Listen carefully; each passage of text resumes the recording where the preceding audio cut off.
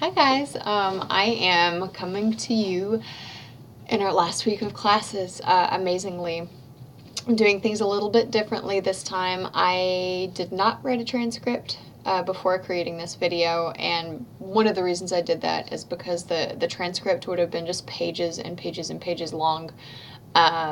Normally I'm supposed to be creating transcripts, but I just wanted to get the video made. So what I'm doing is, if any of you would like to see the transcript of the video, I will retroactively transcribe the video. That is, like, write down the words that I am saying in the video on a document for you all. Just send me an emailed request and I'll be happy to do that. Otherwise, I thought I would just come to you, say some words, make that happen. Hopefully in advance of any of you all turning in your final draft.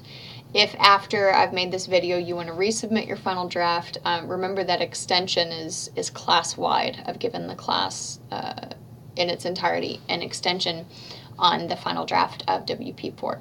So I just want to talk about general things that are going on in the draft, general things for you guys to keep in mind. These are things that most people are doing that if you weren't doing them, or if you found a way to improve them, you would definitely improve your draft overall. Apart from this video, I'm going to be posting a, I don't know what you would call it, like a, I guess like a before and after of several of the things that I'm talking about, and I'll give you guys a list at the end of this video of what those things will be. Just, before counter-argument language, after counter-argument language, just to show you what a difference it can make when you make these tweaks in your papers. Okay, so generally, most people, speaking of generally, their topics are too general. Your introductions are too general. So I want to talk about that first. There's a difference between a subject and a topic. You guys are not writing on subjects, you're writing on topics. A topic is something you want to talk about that's highly specific. If you haven't selected anything very specific for your paper, if your topic is kind of generally about the transgender community, or immigration, or discrimination, or racism, those things are extremely, extremely broad. There's so much to talk about in there that if you just go on and on and on about a topic, or about a subject, you don't really have an argumentative research paper. You mostly have like an informative paper with maybe a little bit of opinion in it. The difference between an informative paper and an argumentative paper: informative papers just give information. Argumentative papers pick a specific thing to argue. So most of you guys are like in the red flag zone with that. So if it's immigration you're interested in talking about, I want to know what about immigration. What specific thing do you want to say about it? Same thing with the transgender community. What about the transgender community? What is going on in that community that you want to talk about, that you think is of such dire importance, right? It's helpful to think, like I mentioned earlier in an earlier video, it's helpful to think of your paper as taking on a problem. So are you naming a problem and saying why it's a problem? Like what the consequences are of the problem? Are you naming a problem and giving a solution? Are you naming a problem and saying where that problem came from? Whatever you do, you want to make sure, again, that it's specific and that it's debatable. Pick your subject, but then say what about that subject you specifically want to argue, and then you want to make sure that's echoed throughout the whole paper. Second thing, a lot of you guys are not introducing your sources. And what I mean by introducing your sources is kind of giving a little bit of a heads up that they're coming. Some of you guys are doing what I call quote bombing, which is that you're like, yada, yada, yada, something about discrimination, boom, quote, moving on, and then you start talking about something else. So a couple of things there. One, introduce your sources. There are a couple of ways to do that. One, you can be talking about the same thing your source is talking about and sort of give a little summary of it before you give the quote, or talk about what's going on in the source before the quote comes, because you've read the source and your readers probably haven't. So you can think, all right, there's this study with like 200 people. This was the conclusion of the study, and here's a quote from it. I would like to know that little information about the study before you give the quote. So you could do that, or you can give what are called credentials. You can name the author. name the work that he or she wrote, where he or she is a professor, or where he or she does research. It might seem kind of stiff and funky to do. You may not be used to doing it, but it's kind of just what's done in academic papers. Jennifer Wilson, author of Books in Their Own Time, writes about yada, yada, yada, and then you give the quote. It's a thing. You got to introduce your sources. Once you're done with your sources, you got to show why they're there. A lot of you guys are quote bombing, not just because you're not introducing your sources, but because you're not doing anything with them once they're there. You think the quotes speak for themselves, but they do not. You have to tell your readers what the quotes are saying. So I give you a quote.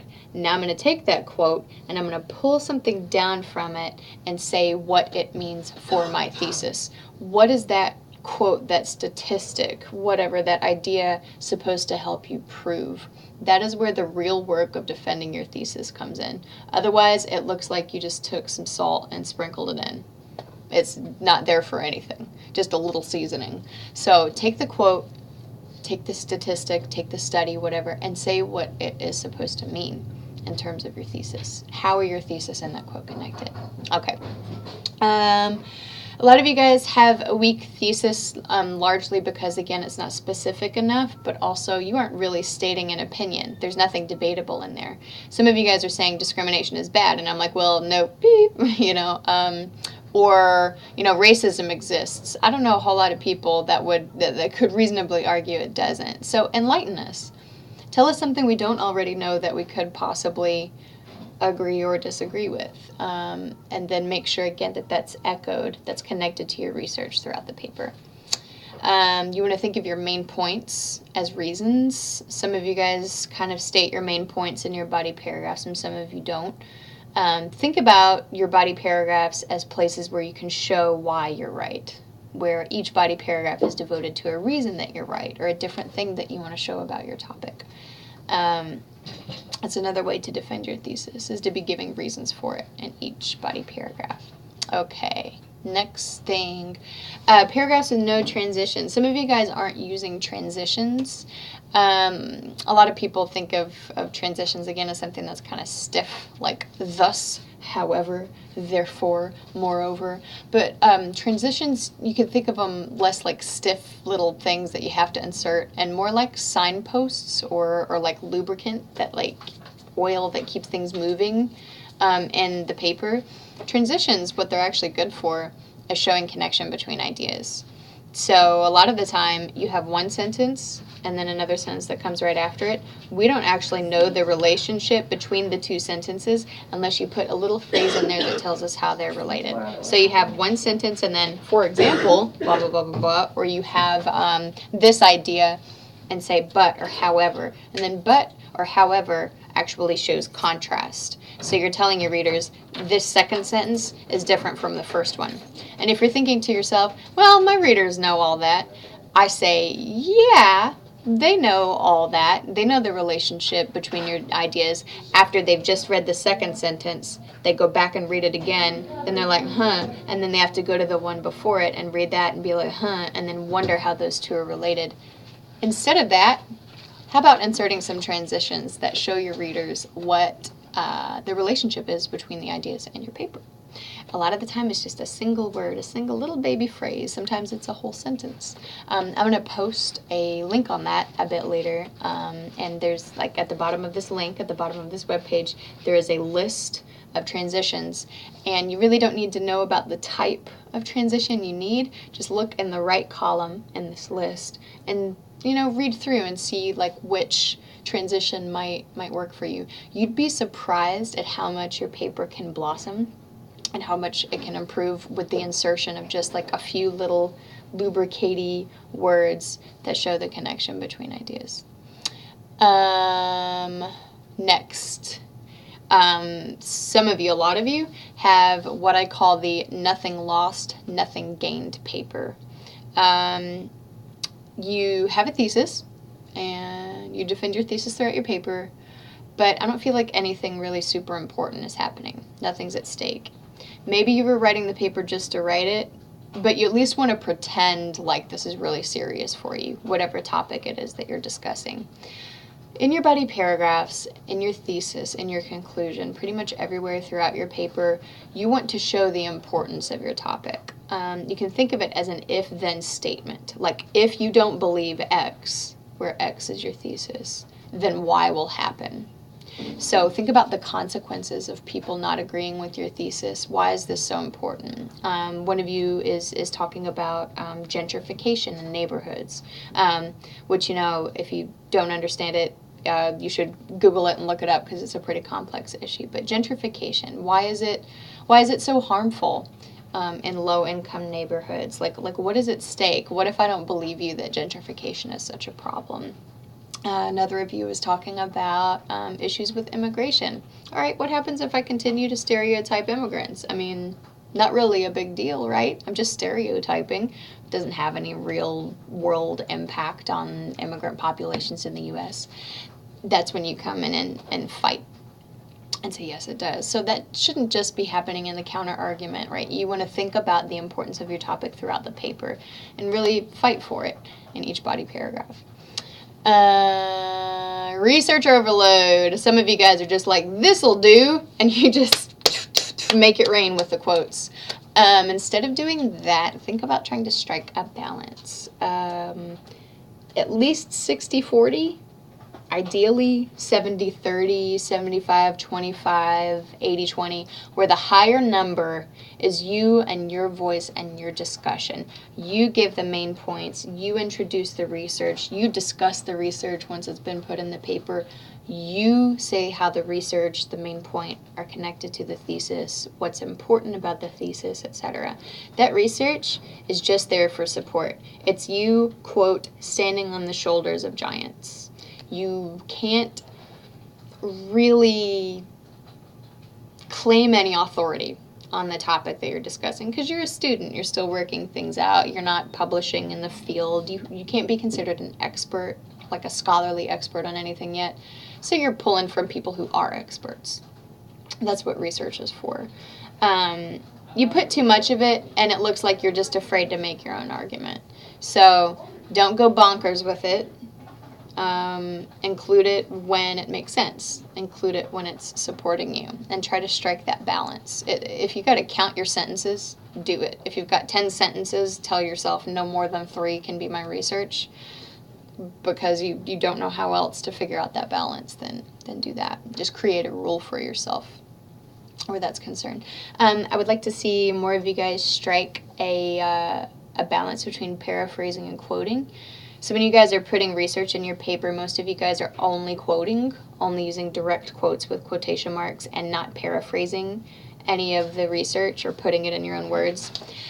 When you put things in your own words, the benefit is it kind of makes you look like a hotshot. Like, not only did I find this awesome research, but I understood it really well. I digested it. I know exactly like what the author was getting at. And I'm going to put that in my paper and show you that, that this great idea is applicable to my thesis. It's defending it. It's not easy to do, because when you're paraphrasing, you can't really recycle any of the original words from the quote unless you put them in quotation marks. But it's worthwhile. I would maybe think about 3 quotes in your paper, 2, 3, 4, that you can put in your own words. So you have to change the words, but stay true to the original meaning. And it's worthwhile, again, because it just shows that you've really absorbed your research. And, honestly, some things just aren't quotable. 51 out of 1,000 people surveyed said that they enjoyed a ham sandwich. Like, why does that need to be in quotes? I'm not shattered by that. I'm not shattered by the wording. You haven't rocked my world or anything. So anything that is a quote where the wording's not super important, just try real hard to put it in your own words. Do it 3 times, and then we'll say that you struck a balance. Just remember, whether you're quoting something or putting it in your own words, it's still intellectual property. It's still somebody else's idea. So you still have to put the in-text citation in parentheses or name the author in the sentence.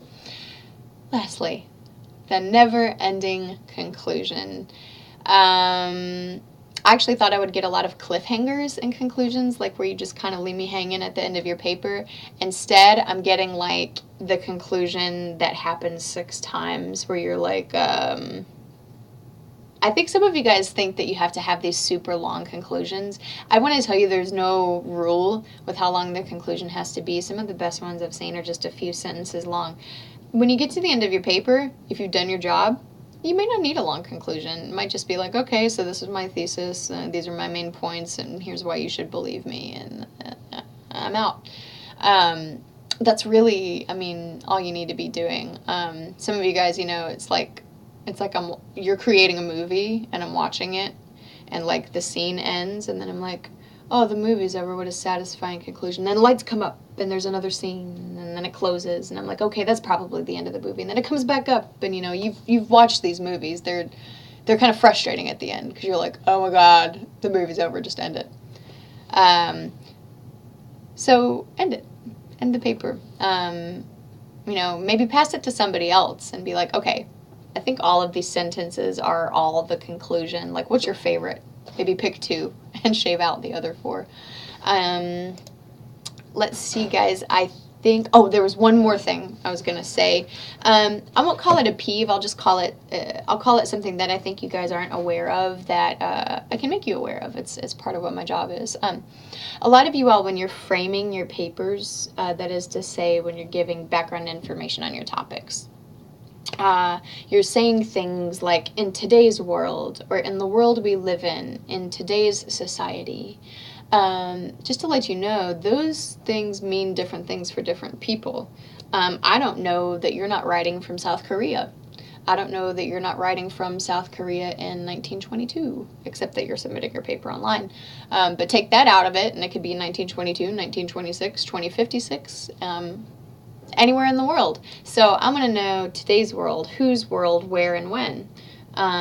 Today's society. What about today's society? When you say society, you mean literally everything involving society, like all people, all walks of life, all times of day, all climates, all buildings, all trees and birds. Like, society is kind of everything. It's all people doing all things all the time.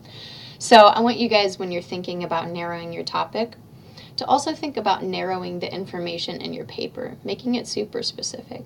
Tell your readers exactly what they need to know to get on board with what you're talking about. Think about it as establishing common ground with them. You know, if I'm going to argue that donuts aren't as unhealthy as people think and actually like improve your quality of life, I'm not going to like give you a definition of donuts and then talk about how in today's world a lot of people knock donuts. I'm going to tell you like very specific things about them to make you to make sure we're on the same page. It's a long video. I had quite a lot to say. Again, that's why there's no transcript. Something of a no-no. I'm supposed to just automatically include them with all the videos, but again, as I will announce in the announcement page, if there's a request for a transcript, you better believe I'll go right back into the video and type it up for you. That's all I have for you for now. Keep the questions coming. It ain't over till it's over. The deadline's been extended to Wednesday at midnight. Please remember, if you don't turn it in, I can't grade it, and I will likely have to enter a grade of FW for you, which is a lot worse than an F, believe it or not. I'd rather have you turn in the paper than have you not turn in anything and have to submit that FW grade. I talked about it a little earlier in the class. If it needs re-explanation, please get in touch. But even if it's like just, you know, a page of stuff you hate, submit something for the paper. Give me the opportunity to help you out, though, by submitting something decent, something I can work with and give you the most points possible on. All right, you all, that's almost 20 minutes, probably the longest video yet. Please send your questions if you have them. I'll be around, probably at all hours doing some grading myself. And if I don't get to come back to you via video, it's been a pleasure watching your work transform. Best of luck to you guys in the future. You know, and if you didn't totally poop out in the class and you need a letter of recommendation or anything of the sort in the future, I hope you'll reach out. Take care, you guys. Bye-bye.